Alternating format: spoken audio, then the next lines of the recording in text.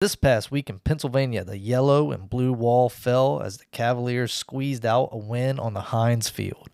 The Panthers were declawed after a concussed Eli Holstein was sent home early with something to think about. The final, 24-19 Hoos.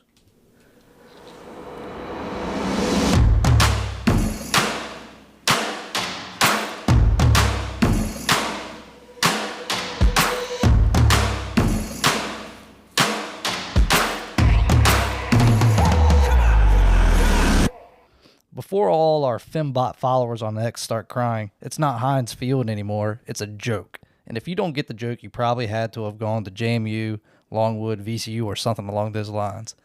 But I gotta say, the Pittsburgh game, you should hit us up on Cardiac, who's on X for that. Sean, what did you think about this Pittsburgh game? It had to have gotten you excited. You're excited because the scoreboard fell your way. I wasn't so impressed about the win. I don't think we played a great game overall. I think Pittsburgh really beat themselves. They had so many drop passes. My goodness, the amount of drop passes they had. The penalties. They had 3 on the first drive alone, set them back. I mean, I know there's a Virginia podcast, but man, Pitt really beat themselves up. And we just took advantage in that third quarter when we could. So the game really turned, though, after, like you mentioned, Holstein was knocked out. So I don't like it that it happened on a targeting hit. You lose McDonald for the first half against Notre Dame, but in the same drive, we blocked a field goal, and then that's really when the tide turned our way. We went blocked field goal, touchdown, interception, all by Jonas Sanker. Well, I gotta say, tonight we have a special guest with us. Mills, what did you think about the game? How'd that arm replacement surgery go for you? It was good, you know. I guess we're stuck with Tony Elliott with this win, and we're going to be stuck with him for another 2 years because he got a quality win, and that's what Carla does. So, like Sean said, I wasn't impressed with the team, but hey, a win's a win, and you know what? I think that should be our MO. We should go out and start taking out the starting quarterbacks for the opposing teams and put them in concussion protocols. That's how we get wins. Well, I get what you guys are saying. It was a bummer that he got knocked out. And was it a bummer, though? But no, this is what I'm trying to get at. Is you can't really discredit the game because they lost their starting quarterback. That's just the nature of the game. So teams are going to show up and play, and teams aren't going to show up and play. I think there was a lot of plays out there that they left on the field where they got after guys. They did the right things to take advantage of a team that maybe faltered. Now, in the past, like you may have had opportunities where, like Louisville or even Clemson and stuff like that, where they faltered and we just didn't take advantage. So kudos to the guys for taking advantage when Pittsburgh gave them the opportunities, because how many times did we see UVA not, they get a good defensive series and then they come out and it's quick 3 and out. Good defensive series, quick 3 and out. So it was good to see us actually capitalize on Pittsburgh's mistakes. And, like I said, you can't control the game. Eli was out. They took advantage of it. We brought home the W. So, I was pretty excited about that win. And as far as Tony Elliott goes, I mean, if he walks away with 6 wins and beat Pittsburgh, what do you really want more out of the guy coming into his 3rd year off of 2 losing seasons? So cut the guy a break at that point. Yeah, I guess you got to give him a little break, but I'm still not a fan of Tony Elliott, so I'm going to have higher standards. Well, we're trending down a road into a whole different conversation, but Tony Elliott's not leaving after this year. I've told you that. There's only one person who we want to leave, and that's Dez, which I'll start off with the offense. Dez, they game planned well for the start. If you watch the first half, we really got something going those first 3 drives. Sometimes they didn't come away with points, or, we had that interception in the first drive that kind of set the tone after we had a nice 3 and out and a good punt return. But we mixed up the play calling. We definitely knew our weaknesses from the North Carolina game, where we couldn't just sit behind center all night and figure out a way to get it done. So we moved the ball off. We moved the running game off to the sides. We weren't running it straight up the gut, and it was working well. We had some offset formations. We got the ball out to the flats really quick. Some reverse runs. We had the reverse run pass. I mean, they look good. I mean, you had Calandria catch a pass in this game, which if you look at it statistically, he had more receiving yards than Malachi Fields did. That play was really sketchy, though. Yeah, we had some conversations with people like, do you really want to put your quarterback in that position? Because he almost took a big lick, but luckily he had his head up. Well, I just mean they almost got his pin back pretty deep on that one. Yeah, it was close, but, props to Sedarian Harrison for making that dime of a throw, 27 yards. It wasn't like a blooper either. This was like a rope. See, that's the benefit of getting all these 3-star athletes. They can do it all. They played quarterback in high school, and Well, Clandra also said that play did not work at all during practice. He said that it never worked, and when he called it, he said, all right, let's see if this actually works. And he said it was open, so... Speaking of AC, like I saw a few different plays where he stepped up and blocked and got the... Oh, yeah. And if you didn't notice that little bit of hustle, I mean, give the guy credit. I mean, I know, Mills, you were pretty critical of him, but, he is out there trying to lead and really play hard. And, I mean, I think this past game, you can't be but so critical. It was an extremely balanced offense. Yeah, It was 170, 170. So, I mean, the one thing I don't like about him doing that is, like, if I'm a defender, if I'm playing D1 football and I'm a defender and I see the quarterback going, I'm taking a 15-yard penalty and I'm, like, crushing the quarterback. Like, This is why Mills ran cross country. There's no contact in this sport because I feel like Mills would get kicked out of any game. I guess soccer. Actually, I forgot you played soccer and you probably got some red cards because this is what it sounds like. In high You're school- calling for the quarterback to get killed. You're calling to lay out the other team's quarterback if he's trying to lay a block. I mean, Mills, we have rules and regulations in the sport. it's okay, a 15-yard penalty. But every time he flushes out of the pocket, he puts himself at risk. So what's the difference? You know what I mean? So I mean, he's a runner, then you can really hit him. yeah. He can shake some people, but I'll go back, bring it back. Him being the lead blocker on that run, it shows that this is why he won the starting job. I bet you 100% it's plays like this that set him above Musket, and that's why I believe he's a starter. That's why you have him in there. He has that moxie. He's willing to go to battle for his guys, even when he threw the pick six or the thick six against UNC. He's there trying to chop block the lineman's knees at 165 pounds, and that's what the other guy's left leg weighs. So, I mean, he's there laying it all on the line. And you got to think about it. He knows at any moment he could probably be done for. I mean, Tony could bring in somebody that might take his spot, and then what does he got? He's laying it all on the line, and that's why I like the guy. Yeah, you have to. Yeah, I mean, and he's not going pro. He's not. He's Well, gonna be some car salesman, or he's gonna be a real estate. He's gonna go the family business. My one big thing is on the whole offense is we finally established a run. That's the biggest thing. I wouldn't say finally. No. We've Well, had I'm multiple saying games. we've had. We went back to it when it works, and Correct. sometimes it doesn't. Our O line just doesn't produce and get those having gaps. Stevenson back was But big. what I thought was different, and Sean, you may agree, was the type of routes they were playing or throwing out there. Yeah, and that's what we were getting the ball out quickly to the flats. We were running like the touchdown run. That wasn't a single back formation or shotgun. He was kind of offset farther away, and it was a quick pitch out to him, and we hadn't seen much of that all year. So in the bye week, last week when I talked about I want to see how they game plan and they better come out good, they started off strong. The first 3 drives were great. But then the offense came back in and we lulled. And after those first 3 drives, we went punt, interception, punt, end of half, punt. So it wasn't really until the third quarter that we got anything going. And we had a lot of 3 and outs, and that's where I said we didn't play that great overall. We had a good showing at the beginning, and then we had a great mid-third quarter thanks to Jonas Anchor. Yeah, and we took advantage. The defense definitely took The defense, over that game. Yeah, defense held us in this game and got pressure. And again, Pitt they were dropping. There was a couple balls that if they catch it, it's a touchdown. If Holstein makes a better throw, it's a touchdown. If their backup, I forget his name, but he was 6'4". My goodness, you get him next to their running back. I want to say he started last year for them. He was one. Of the, yeah, he was one of the reasons for all the woes they had in that down year. Yeah, Nate Yarnell. Sorry, yeah, he's like 6'4". So you see him next up to Desmond Reed, who they call is 5'8". He's actually like 5'6". You seeing them side by side, it's a complete opposite. He's fast. But he missed their tight end wide open in the end zone for a touchdown. So Pitt easily could have flipped this game, and this isn't the Pitt team that you saw that went 7-0 to start the year. So, but we'll take it. It's a win.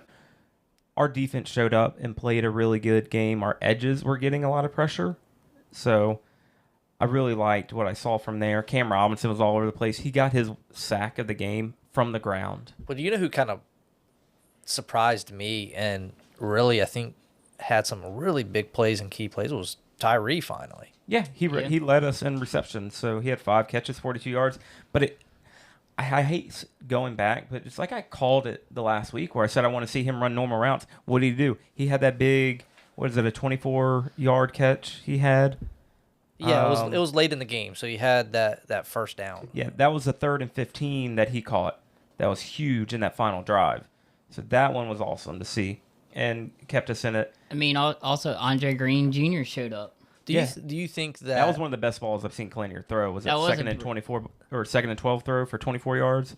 That was a beautiful ball. I've been calling for him, and he's finally. Do you feel like though that Malachi Fields didn't have that great of a game? In order for our offense to be successful, Malachi Fields' production has to be more organic as opposed to trying to force it through to him. Yes. Because sometimes I think we lose downs because he's the first look, he's the guy when we have other options. So, I think it also comes back to timing. How much time does Calandra have to get through his progression? He's a long route guy. Correct. So, well, in this game, we only targeted Malachi 4 times. And I understand that it's also defensive coverage, like who your matchups are. But typically, there's been games, and we've talked final drives where we've targeted Malachi 3 times in a row. So we were spreading the looks around. That means he's trusting Andre a little more. He's trusting Chris Tyree a little bit more. So again, when you put Chris Tyree on some normal routes, it looks good. And then you got Xavier Brown catching balls out the backfield, looking good. That touchdown, that was a design. That was a quarterback run, and that he sold. Brown. Yeah, he sold it well. And part of my keys to these games have been we really need to get Calandra utilizing his legs, and that was a play right there where we utilized Calandra's legs. The defense bit. Brown sneaks into the back, dump it off, easy touchdown. So offense, they took advantage. They had some highlights, yes. Defense showed up really good. And I want to talk about, it was nice to have Clary back while we did. And he made some plays early. However, it is short-lived because now Clary is out for the rest of the year. And his Wahoo career is over. He went out fighting. So if you listen to Elliott on the press conference on Tuesday, he said he was playing with a partial torn ACL, and he didn't want to go out like this. He wanted to go out on the game field. So they rehabbed him to where he could come out and play. Kind of shows he's a tough and gritty player. Came out in this game and he played, and he made it into the second half. And he just had a moment where he said he felt his knee buckle, and that was it. Came back on the sideline, wrapped up with ice. So if it is full torn ACL, he's done. I would just want to say, I want to say hats off to him. Best of luck in his future endeavors. Thank you for your contribution in Virginia football, Antonio Clary. But it's a big loss. It is a big loss for sure. But I mean, I feel like he was already kind of gone anyway.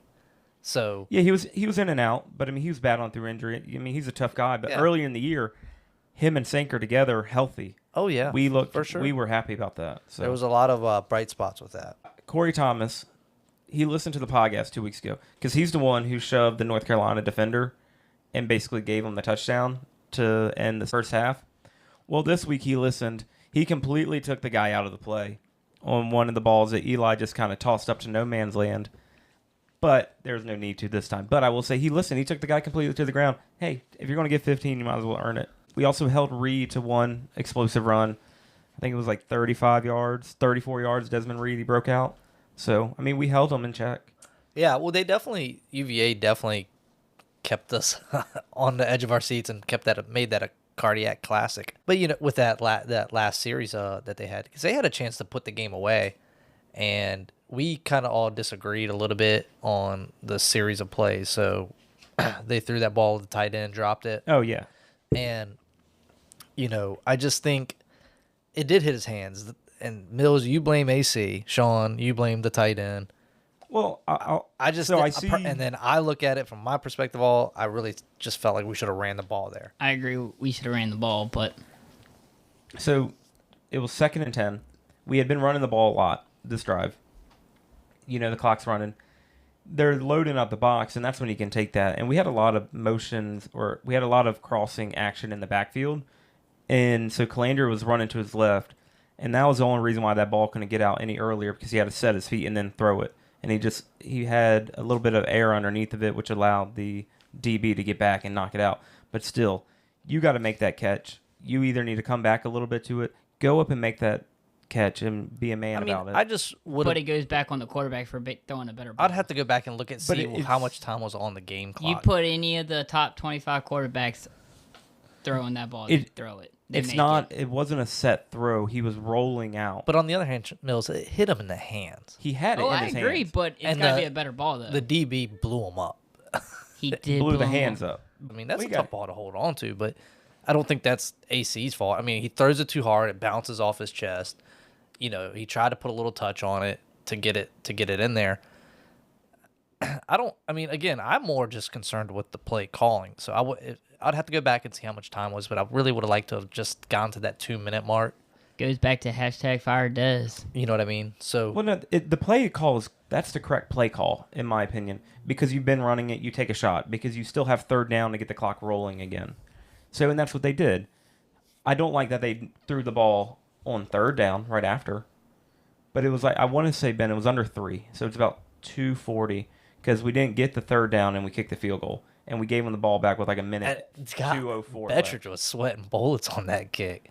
I mean, he couldn't have been any closer, but yeah, I think it was a clutch 32, kick for him. 32 and a half. I mean, he was pumped. Put it through. I mean, I don't think any of us could have put it through, but anyway. Shout out Pat McAfee. Give me $100,000. I'll go kick a field goal. I mean, I'll go blow my ACL out like that ACL tear, like that one guy. That was bad. It blew his ACL in warm-ups.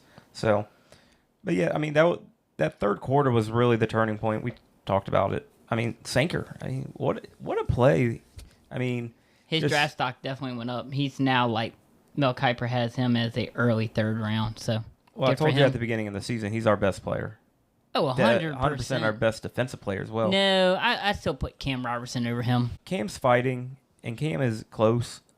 But, I mean, Jonas Sanker single-handedly put that game in our hands. Oh, 100% with the block. He blocked the field goal, and then the very next play, he gets the interception. That was the momentum shift right there. So, I'll take it. So, it's Jonas Sanker definitely is one of the best. He was the player of the game. Did y'all see James Jackson rocking the helmet, no pads, all game? Wes Durham brought it up and was talking about it, and they kept showing it on TV. So he's there. He's coming back next week. So that's going to be a big linebacker get back. Would you rather him sit out one more week? No, he's ready to go. You saw him on the sidelines. He was ready to play this week. I think we covered it all. I mean, we took advantage of him, and we made the plays when we needed to. We got the win. So that's 5 wins. One more bowl eligible. Yeah, we caught the Sharks and we bit them. So we got. I would say that we got to the 5 pretty quick in the season. We would have liked to be in there a little earlier, but yeah. Because we didn't think these last 4 games would be winnable after seeing what Pitt had done. I think what gave us hope is Pitt got beat pretty bad by SMU. And I think they were still reeling from that, because I was shocked watching it back.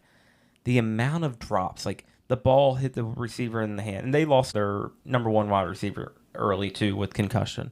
And then Eli goes down, But he didn't look great from the beginning either. Got to protect yourself at all times. I don't think the hit was as egregious as what they made it seem. He was a late slide, and Trey was already in motion to lay a lick on him anyway. I'm okay with the hit. I didn't say I wasn't. I'm just saying I don't think it was that bad. So, but yeah, great win going into hostile territory though, for real. And I will bring up one last stat for this game.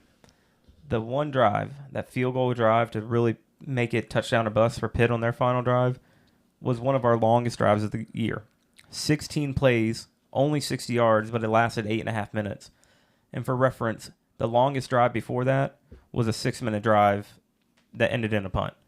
So we finally was able to string something together, which we didn't really bring it up, but that was aided by the 4th and 1 no play replay, which we got the Wrinkle and the Grady bunch. So. Oh yeah, I mean, I'm really surprised we glazed over that. That was what we had been calling for all year. I guess it has to be an opportunistic time, and that was the perfect time to try. It's a situational call. But I would also like to add that I would like to see them do it on the goal line. I agree. You know, and I know when it's going to come out. It's going to come out against Tech. They're going to do it against Tech. We got all the. I hope we Because have Tech all, is going to be looking for that. Yeah, I hope we have all the stops or all the trick plays ready for Tech, and I hope they all go our way. And I hope we beat them like 42-0. Like, I just want a thrashing. You think we rush the field if we beat them? There ain't gonna be enough people there. I wouldn't want to go there. I'm not going to Lane Stadium. I would have to have like 4 or 5 people to go with me. I'm not going by myself. All right. So moving on, Notre Dame, Tyree's homecoming. You know, he had a good game against Pittsburgh, so we're going to be really interested to see what's in store with him against Notre Dame. I think this is going to be a real similar game to Clemson.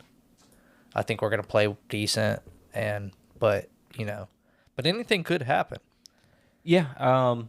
So you look at who they've beaten, and they've beaten Texas A&M, Purdue, Miami of Ohio. They played Louisville. They played ACC heavy schedule with Louisville, Stanford, Georgia Tech, Navy, and Florida State. They're only giving up 11 points a game, and they've been on a tear since they lost that game against NIU week 2 because they know they cannot afford to lose another game, or they're going to be out of the college football playoff. Big home game for them. And they need the style points too. So Yeah.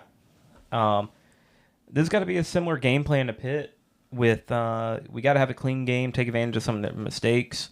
We're going to have to play the first half of the game without McDonald. Like, we get James Jackson back, like we said, so that's going to help us a little bit. We don't have Clary, obviously. We spoke about that. But, I mean, this Notre Dame team, looking at them today and what they can do, they're a tough team. They can run all over you. They're really going to test us defensively. And then their defense is stout as well. We got to be smart and take what they give us.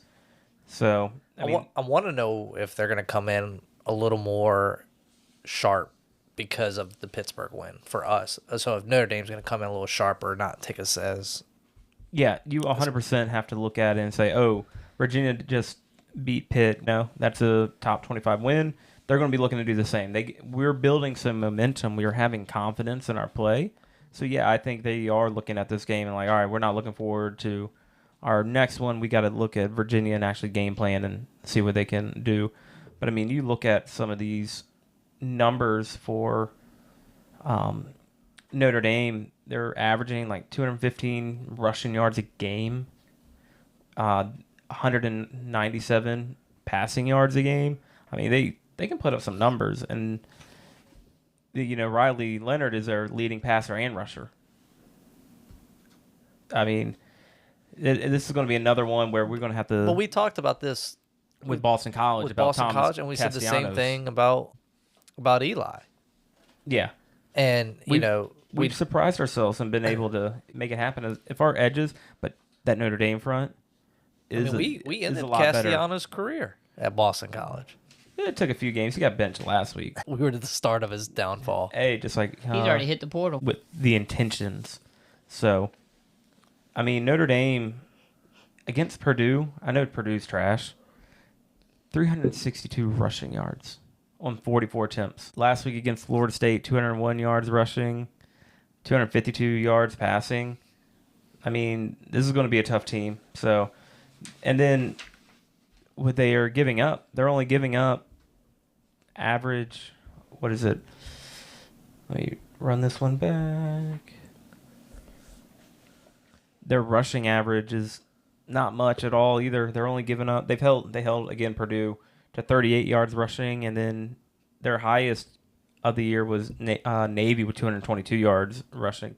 So it's going to be a tough fight for us. Florida State had 120 yards last week, and passing the last 2 games they've only given up 88 passing yards each game. So it's going to be tough. So really the keys to us is just going to be execution and Stay healthy. I really hope that this game, like you said, stay healthy, because if we could just get to the next 2 games after this, that's it. And if we get down really bad, just start pulling the starters. Yeah, I can agree with that. I think it's a good opportunity for Musket to come in and take the beating, because there's still SMU, so you want to show big at home, and then obviously the the big one at Lane Stadium. Lane Stadium. I will highlight, lastly, they got a few guys on defense. Jack Kaiser with just shy of 50 tackles on the year. And then you got Howard Cross with 4 sacks on the year. Xavier Watts, 34 tackles. And They Drake have better Bowen. athletes than us. They are. Elliot talked about some of the guys that they get at Notre Dame. And you can only lose but so many games if you're Notre Dame. Well, that's the beauty of the playoff, I suppose, is that the big one, the team that's supposed to win it might get knocked out, and they might get a better shot, and better look at it. So, but we should go in there with the why not us mentality. Why not us be the team that takes Notre Dame? Because Notre Dame's not getting in at 10-2. yeah, and I don't want to walk out. Like, I know we talk about the spread and beating the spread and this and that, but This is an uphill battle. this is what's most important in this game is being respected, walking off the field with respect. And I think that also matters from a recruiting standpoint. Like, hey, we're playing these teams tough. I mean, if you really look at the totality of the schedule, how many games do you really feel that we were just awful in? I mean, UNC was embarrassing. That was the only game where I feel like we didn't play. I don't really feel like Clemson and Maryland were really that discouraging. No. So, and then the rest of them were wins. So, I mean, Maryland we had a chance and just. Oh, Maryland is the linchpin of us going to the bowl, if you ask me. I mean, that really, if you look how Maryland's done throughout the year, we really should have beat them. I think we might, if we went back and played the game, I think we might win that game. Later in the year. Yeah, I agree with that. But, that one hurt because, like I said, you come in 4-0 against Boston College, and, it's always a what if kind of thing. So, with the Boston College went 5-0 to start the season, really different type of year for us. Oh, I agree. But that's just not how it panned out, and the guys have to work extra hard if they want to go to a bowl game. And I know that bowls don't matter, but I think it matters. I think it matters for us for the third year of the program. I think it matters to show that type of progression. So, it matters for recruiting. It matters for developing the program. So it's important. It's important that we get there. Let's also talk about the UVA equipment staff and these uniforms that we're constantly putting out there, that we look like a stupid high school team. Penn State does it. Penn State's supposed to do it. That's what Joe Pa. RIP. You're talking about the helmets without the logo. Yeah, it's ridiculous. The uniforms themselves are fine. It's that's just fine. the helmets. Just put the logos back on. I think they're back ordered. X does not like it. Everybody on X is complaining about it. We look like a trash football team out there. Mills, score prediction? We don't cover. No. Give me some numbers. 41-13. All right, that was Mills' score prediction. I would just like us to do better than Florida State. What did they do? 52-3? 52-3. Yeah, I think we score more than But that goes to show you, Florida State, speaking of Florida State, they just cleaned house. And, why not us? How come we couldn't have cleaned our offensive coordinator out? But because we got best friends. Well, got if we only had one win to our name, do you think they would have? I think so, yes. it just goes to Notre Dame, though, on this. They have to win. They have to win big. They can't afford any mistakes, so they're going to jam. What do you think we score? You think we get over 20 points on them? You said they scored 11, so I'm giving us Their 13. average is 11. So I'm giving us 13. I think we can average. surprise them for 2 touchdowns. Okay, so 14. And I really want us to win. I hate love us I to hate win. sitting I here. hate Notre Dame. I hate sitting here and say, I don't like the look of it. But, I mean, Notre Dame has way more to lose in this game, and they have to. And they've been playing good football. I will say, I know I'm jumping a little ahead, but that November 30th game is looking a little more promising, especially with the problems that Tech is having over there. So Yeah, but they got a lot of time to figure that out. That's true. They got their own bye. I feel like this happened last year as well, where they were having some faltering issues, yeah. And we were doing the same thing. We were kind of on a hot streak. Like, we're not really that bad. We've been playing all these teams really close, and then we come and get molly-whopped by them on our Yeah, home field. I think it's very interesting with Drones being benched and Tootin being banged up. So So was Jones benched because of health reasons, or was no? I mean, So I don't know what's going on over there. I really don't. Their Discord board, whatever you want to call it, is saying that he's banged up, but he is missing the open throws and that he had an issue in the last game that he got benched, that he had a confrontation with the OC. So that's what they're saying. Okay. It's like we know what's going on in Blacksburg more than we know what's going on in our team. Tech people. It's a great day. It's a great day when we win and Tech loses. Yeah, I mean, I read the Business Insider every day, so I know what's going on the other side. But yeah, So I think that game could potentially end up being a fight for bowl eligibility because they're on a bye this week. Then they got Duke next week. Yeah, then and us. Duke's decent. But it'd be awesome. They're sitting there 5-5. If we weren't if we weren't going into that game fighting for a bowl, if we got our bowl game in the next two, and it's a long shot, but the pressure that takes off of you is pretty tremendous because there's going to be a lot of pressure in that game no matter what. It's going to get chippy, regardless. You add that you are both playing for a bowl game. I mean, that's a sad walk home for whoever. If you look at the ACC standings right now, we're 9th. So we were predicted 16th out of 17. Mm-hmm. So we were predicted 0 ACC wins and many online. Right, but right now we're 9th. Projections. We're 9th. Tech is 10th. SMU and Clemson are in the driver's seats for to go to the ACC championship. I mean, SMU is red hot right now. They are. Which we get next week, which is going to be lovely. I think we're all going to be there, right? Are we all there? Mills, are you there? SMU? That's the plan. Gotta ask the wife. You might want to shoot the wife a message, see if I can get out of the house. It's the last time of the year. It's your last time doing it. I said that the last time for Carolina. Yeah, maybe we don't want you. They lost big last time. I am 0-2. Or maybe it's not biscuits and gravy I am this time. 0-2. Noon game, big noon kickoff. Corned beef hash.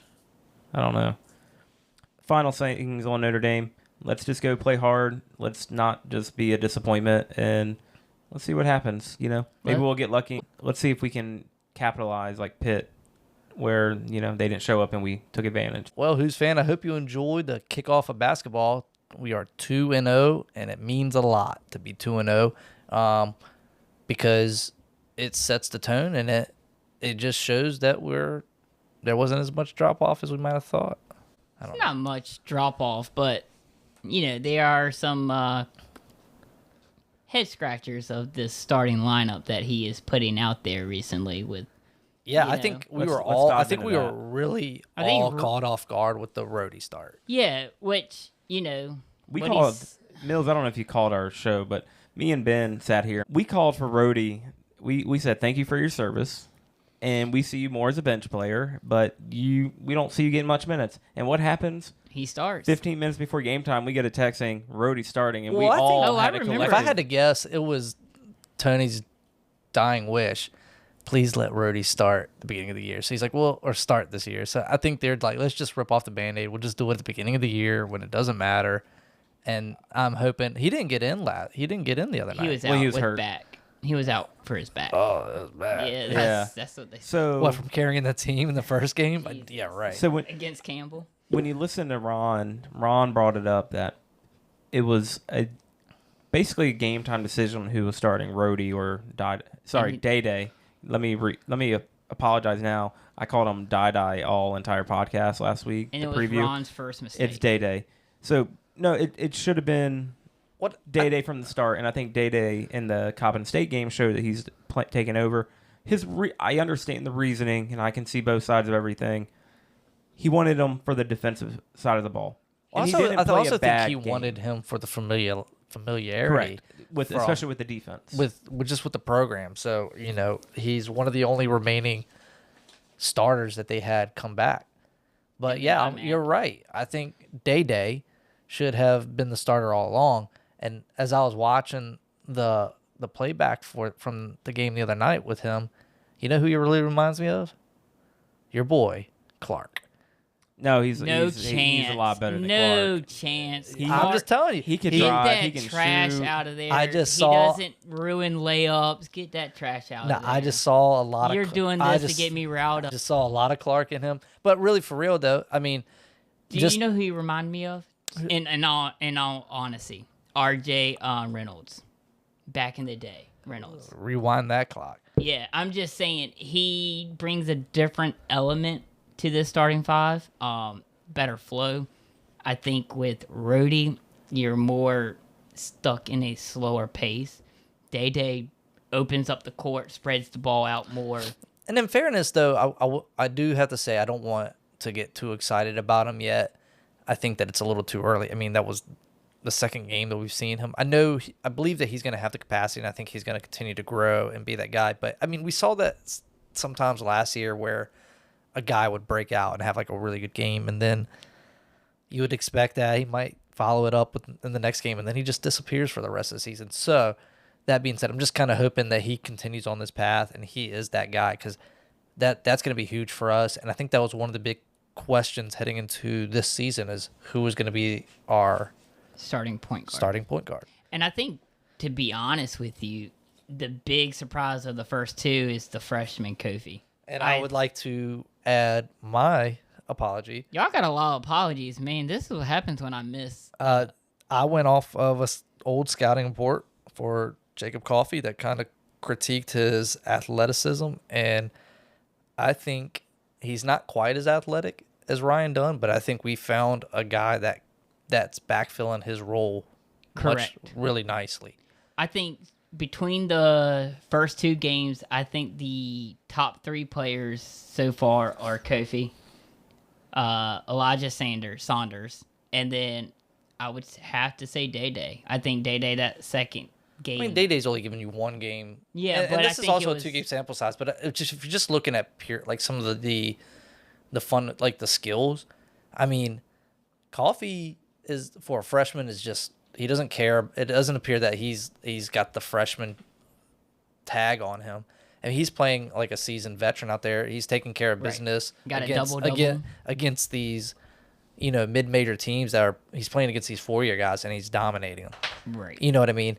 And he's showing that he's not just the shooter. He's not just the rebounder. He's not just this guy. He's doing it all on the floor. So he's definitely going to be – I'm pretty excited about him. And that definitely has to – with all the drama that's gone into the opening of this year, he definitely has to be a real big bright point for us. And seeing him and seeing what the work that Tony put in to get that guy. I guess Ron Sanchez did a lot of work too to get him there. But just for us to land a guy like that, and it goes to show that recruiting matters and getting 4-star guys matter, 5-star guys matter, because it can really, you get one and you can start turning the ship a little bit. You get 2, 3 of those types of guys out there. I mean, it's really important. I mean, if they can win back chance, that's going to be big time. Yeah, I'd like what I saw out of Kofi. I mean, we'll break it down. His first game, 7 for 8 from the field goals, 2 3-pointers made, 16 points, 6 total rebounds. I mean, that's a off of how many minutes? 28. I mean, that's a lot of time. And I think it's a lot of time. We're going to see these minutes balance out a little better. We've talked about who's been vulturing minutes from players, and we'll probably touch on that a little bit more. But Jacob has played really strong, and he surprised me. I didn't watch a lot of his high school stuff, but I mean, he looked really good. He settled in right away, and then he had a steal and a dunk. Kind of remind me of Reese Beekman getting a steal and then taking it the other way, but he could dunk it. It wasn't that bad, jitters. But he reverse dunked it. I'll take it. So the newcomers definitely are. We're still finding our guys and finding how they're going to gel, but I think. Speaking of Kofi, though, I know we have talked about him fitting in that starting role, like who do you replace? Actually, I think I like him coming off the bench, being that sixth man, to be honest with you. I think he fits that role really well. But, I've got to ask myself, and it sucks that you have to ask yourself this question, but if he plays that position, is he going to feel disrespected if he's one of the most productive guys on the team? I don't think he's doing that, and would he leave because of something like that? Sanchez brought him in a minute and 45 seconds into the game. I mean, he's played 28 minutes and 27 minutes. So yeah, but I mean, when's he gonna be like? I need to be the starter? Yeah, he might. It's gonna come quickly. and he's going to get more. He's going to get some minutes. I mean, maybe not the starter, but he's like the sixth man who's like and it's so right away. It's so early in the year. I mean, he appears like we have some flexibility on where we can move guys around. So if this comes back to that depth conversation we had. I mean, we have 9 guys that we're going to play. We don't want to see it happen, but if Blake goes down, you can shift some guys in and move him into that role, or you can move Saunders, who I was really liking Saunders. I mean, that guy has a very smooth touch. He seems like he's out there. He's a veteran, and we still get 2 more years out of him. And I compared him to Carlos Boozer.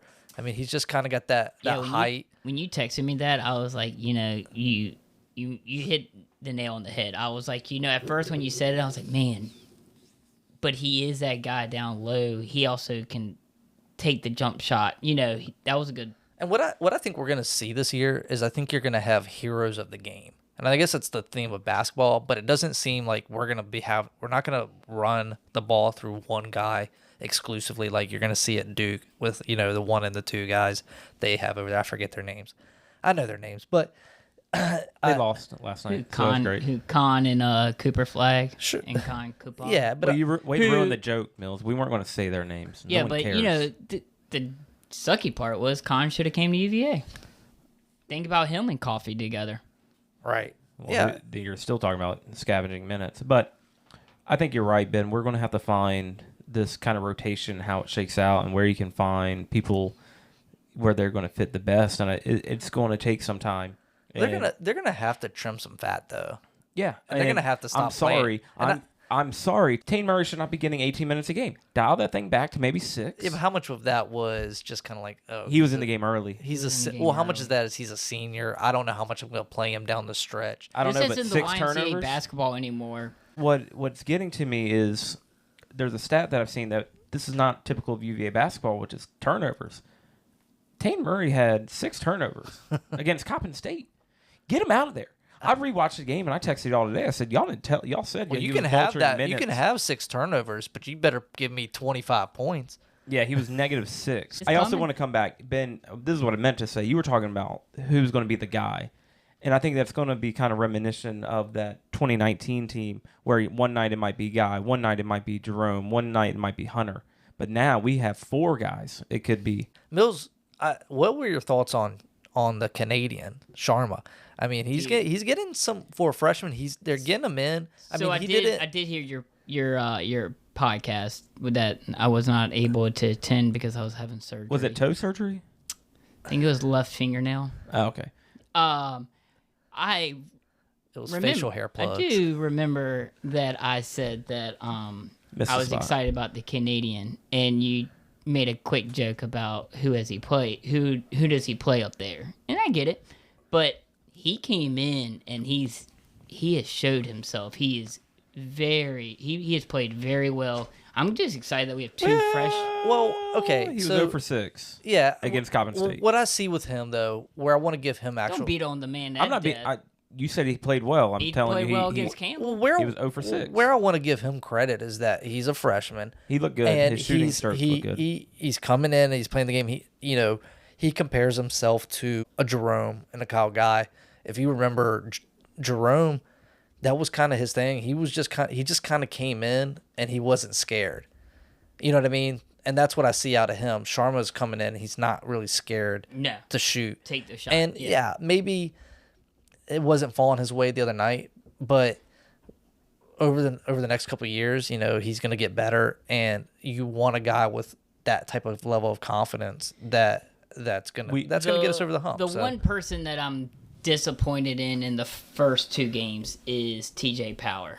He's just maybe hasn't found his stroke yet. I think he has struggled in those first 2 games, and I think we're going to need him down the stretch and being that 5-star. I think he's still trying to find himself. No, 100%. And I think he's a slow boil right now. Yeah, but when you see who we played and the competition level we played, he struggled. No, I don't want to say he struggled. He didn't play a ton of minutes. He played 20 against in each game. So he made that's a half a game.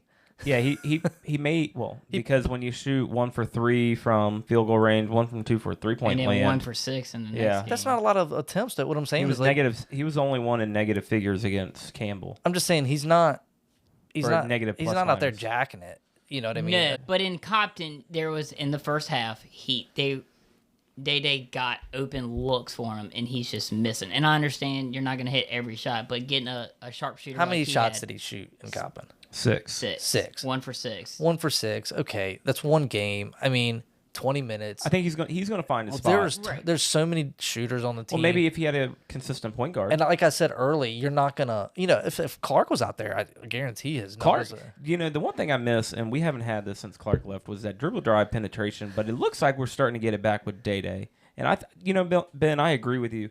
He does look more like Kihei with that dribble drive penetration. Get in there, kick it out. No chance. But he Day can make a finish. layup. He can make a layup. Can finish. Kihei got his sent to the third right row. I didn't say you're wrong. Day can finish a little stronger, and he also can shoot the ball a little better than Clark.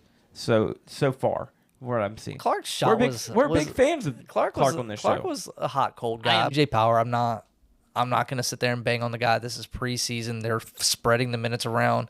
You don't know what he's gonna do when he is in ACC play. I think he's gonna show up and be a good player. Ben, we did get to see our boy Anthony Robertson. What'd you think of that? I'm a little bummed out that he didn't play more in the first game. I think there was. I don't think he played at all in the first game. You're right. I didn't really mean to say it like that, but I would have liked to have seen him get a shot out there, even if it's a couple minutes.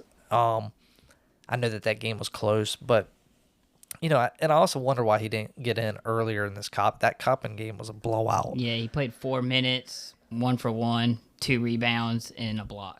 But yeah, I mean, that's not bad. I'm just saying. I think he brings. I think you're going to see opportunity though, especially as the season goes on, and as long as guys, you don't want anybody to get hurt, but there's, that spot is fluid up there in the center position. So I could definitely see him get into the rotation if Blake gets hurt. I know you're disappointed in Blake's numbers, but I think looking back at Blake's numbers, he had a pretty solid game in the second game. In the first game, you mean? Yeah, first game, 10 points. Second game, he had 7 rebounds. Second one was 4 points, 3 rebounds. He also played 10 less minutes in the second game, kind of like you said. So, but we've talked about the players. We've talked about what we've seen, what we didn't seem to like. What y'all think of this new offense? Is it a little less what we saw? I think Ben said it best before we went on air. As I explained it, last year's offense and years past was like the YMCA no break league. Now we're kind of like the 50 and up slow break league. So I think there's been some slight adjustments. I don't really think that we're moving the ball that much more quicker. I think the one thing I'll piggyback off what you're saying, Ben, is during the Compton State, Day got a rebound and had a chance to push it, and he pushed it, and then he just stopped. And even the commentators at that point, we turned the ball over, and he goes, might as well have just taken it to the rim. I mean, he had a one-on-one, and he just pulled it back. And I understand you want to set up your offense, but at that point, you got to just take it. Just see what you can do, get to the rim. I think he could have beat the guy one-on-one, but it's just something that, I think we had expectations that we were going to be a little faster, but like you said, we're a 50 and up league now. I've seen it a little bit, though, where we're shooting the ball a little more freely. 100%. Yeah, it's quicker in the shot clock. But we also show we have the ability to slow it down, and we're going to work our sets. So so far still, we've talked, it's early. I want to see where it evolves a little bit. I would like to see a little more fast breaks. One-on-one is not a really good number on the fast break. You want to pull it out. You want to get your shot when you go from like the analytics standpoint. So, but I would like to see a few more fast break points. I mean, we had 8 against Coppin State and only 3 against Campbell. So we have some ability to push it a little bit. We got some athletic guys. I want to see them rock the rim. So I'm kind of seeing it. We're kind of seeing it. But I don't see as much blocker mover. I see more so we're going through kind of like a high-low game a little bit more. We're going through the high post. Blake's getting a lot of touches around the elbow and the free throw line extended and sometimes down on the block. So we're kind of working that ball around, which if we can get that penetration, they collapse and we kick it out. We got plenty of shooters who can knock down shots. So. Also, let's go ahead and give a round of applause to this team on their free throw shooting against Compton State. 11? Coppin State. Straight out of Compton. They did 11 for 12, 91%. Look at that. Look at that. You know, the boys are actually practiced it during the off season. And it would have been better. Shooters. I think so that too. It would have been better against Campbell, but Blake Buchanan shot most of the free throws, and he was 4 for 9. Everybody else, there was only 1 miss, 2 misses. So. Well, I feel like this is a good segue for my little Ken Pom. Get out of here. So. No. Hold on. The only other thing I saw is I don't know if I touched it on already. Turnovers. We had a lot. So we had 16 against Campbell, and then we had 15 against Coppin State. That's something that's got to come down. Well, I'll say this too. I want to say on the defensive, that's one thing that I've kind of been disappointed in this year is I think we're becoming a lackluster defensive team. I agree. I think we're still trying to learn, and they're trying to figure out what's the new look and how can you know, if we're not playing a true pack line, what are we playing? But also, our defense does take a lot of time, and you look at that's the only reason why Rhodey started was defensively. But you think we started 2 guys that returned against Coppin State. Yeah, your defense is going to be a little lacking, especially when you're playing a intelligent defense like we play and knowing where you need to be at all times. And so it will get better. Don't fret the defense now. All right. Well, you know, our defensive numbers have kind of shaken up where we fall in these. I mean, we still held Coppin State to under 40 to under 50, and Campbell only had 56. Yeah. So we're still right around our normal average. So Mills wants to have a special segment. Let him have it. That's the end of the podcast. And let him have it. I mean, what is helped. so important to you, Mills, that it's you want to talk how about? we're going to get into the tournament. This is how they base how we're going to get into the tournament. So the first 2, Campbell was ranked 309. Compton State was 363. Okay, but they scheduled these games. 100%. We're sitting pretty right now at 97. We're ranked 97th in the KenPom ranking. So, yeah, I'm not okay with that in the first 2 games. Now we do play Villanova next, who is ranked 57th with 2 losses already. But I think that you get that win, you're going to easily jump up. We just want to be the one thing that reading the KenPom is since 02, the national champion has come from the top 10. We just got to get into the top 10. I mean, that's fine and all. And look, if you are like Mills and you enjoy that, that's great. But I'm just going to tell you guys right now, I don't even really care what our KenPom ranking is at the end of the year. I just want to enjoy the season. I just want to enjoy watching us win. So at the end of the day, we can only play the schedule that we're given, and we can only win the games that we can win. I agree. So, you know, if we get those wins, you know, just enjoy them. Don't look at the KenPom as like, oh, well, we won that game, but we're 100 in KenPom and we're not going to make the tournament. It's just a miserable when you know that when you're utilizing that and you know you're not going to make the tournament halfway through the season because you're ranking in KenPom. So that's what sucks about KenPom. Yeah. And everything like that. So yeah, you know, that's all I'm going to say about it.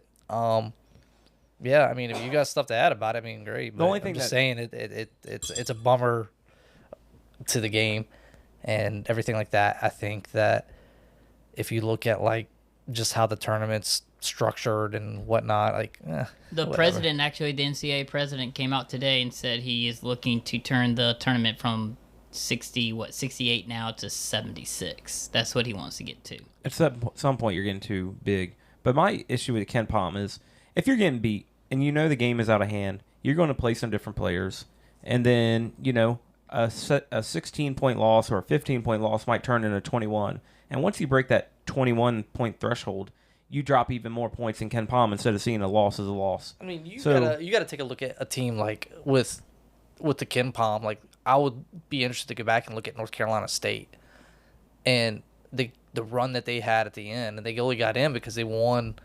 They beat us. They beat us. They won the ACC tournament. And so, I mean, it just goes to show, like, yeah, they played in, but they were a strong team. You know what I mean? They had every right. It's all about peaking at the right time. Exactly. Yeah. So, and I'm saying, but it discounts. Like, if they had lost to us and didn't get in, They wouldn't have been. They ranked at the end of the regular season.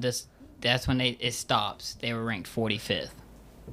Yeah. So, but I don't. I'm sure we'll have more heated discussions about Ken Palm because clearly we shouldn't be talking about Ken Palm 2 games in. I know. No, But- just throwing it out there. Yeah, I mean, We got Villanova. if we want to boost our numbers, there's a guy.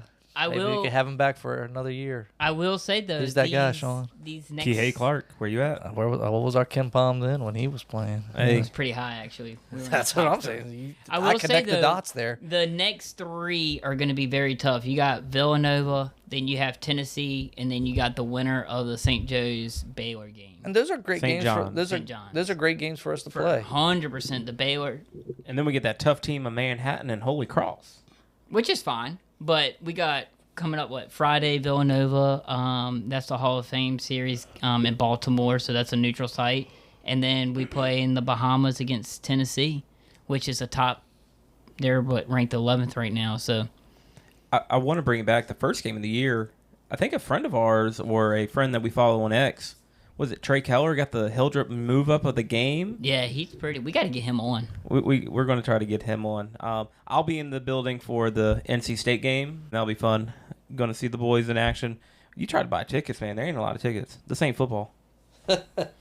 So it was a bad day to be a Pitt Panther, or a bad weekend to be a Pitt Panther, right, Mills? Yeah. So soccer has turned into ACC play.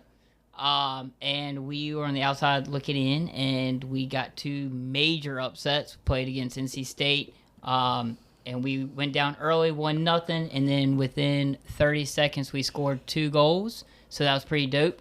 Then we went to Pitt, and Pitt was ranked number 1 in the country, and we beat them 2-0. Again, we had 2 You think- goals you think- within 25 seconds. You think our boys inspired them?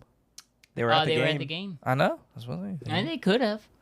Maybe Tony Elliott gave him a pep talk. So Maybe Des did give him some But offensive tips. the big shout out is definitely to Nick, who saved a I goal. doubt they know him on a first name basis. So Nick, what? Pinella. Thank you. Anyway, he had I think even Sean turned in to watch the game. I at did. the I watched end, the last, and like, he 75 He saved a seconds. goal, so it's big for him, and I think it's good. We play Wake Forest come this tomorrow, so that's good to watch. So yeah, that was a great weekend. Today marks the 2-year anniversary of losing Lavelle Davis Jr., Devin Chandler, and Deshaun Perry. So thoughts and prayers to their families today, the university community, Mike Hollins, who survived the incident, the other female student who was shot as well, and all the people on the bus. So everybody who was involved in that situation. So thoughts and prayers for them today. Tough day in Charlottesville. Go Who's. Go Who's. And that's how we end it. Go Who's.